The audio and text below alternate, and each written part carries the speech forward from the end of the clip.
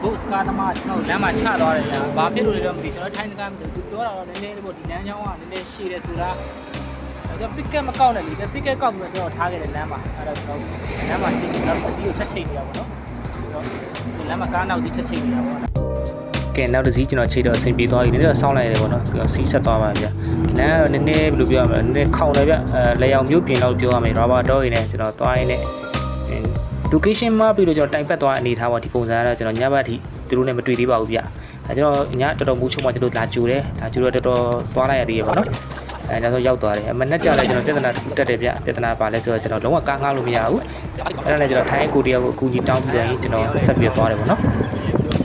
ဆက်သွားပြီးတော့လိုင်းကားတစ်စီးတော့စီးတိုက်ရသေးပါလိုင်းကားလေးစီးရလိုင်းကားစီးရအချိန်မှာကျွန်တော်လမ်းမှာစီးပြီးကမှကျွန်တော် grad ထပ်လာပါ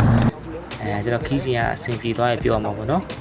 ခီးစင်စီးပြီးသွားတယ်ကျွန်တော် happy ending တော့ဖြစ်သွားပါပေါ့နော်ကျေးဇူးပါ